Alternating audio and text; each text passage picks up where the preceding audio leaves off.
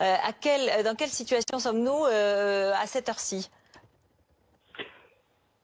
Et si vous voulez, je n'ai pas d'éléments particuliers sur l'intervention en cours puisque le quartier était complètement isolé. Ce que je peux vous dire, c'est que c'est forcément un établissement tout à fait particulier, outre sa destination. C'est un établissement qui reçoit du public et qui est soumis à une certaine réglementation.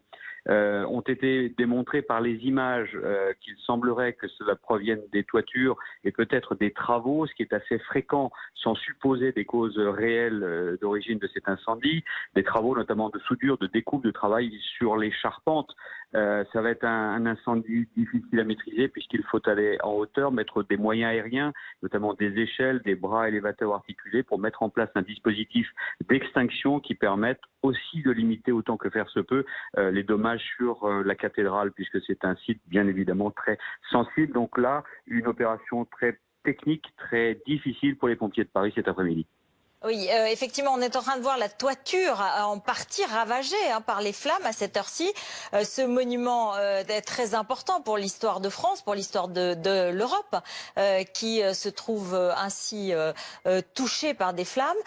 C'est une image très très forte, c'est une image très dure. Est-ce que c'est déjà arrivé dans l'histoire des pompiers de Paris, ce type d'événement ?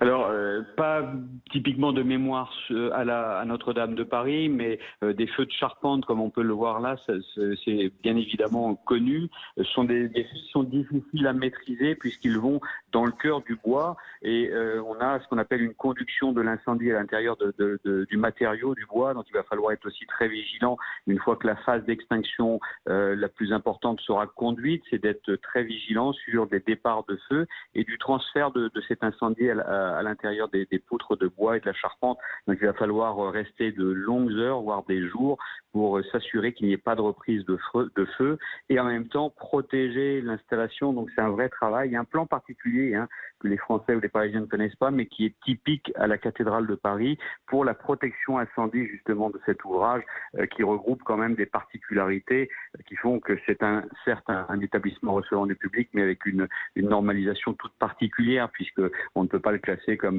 et on peut le comprendre un immeuble de grande hauteur normal et moderne. Voilà.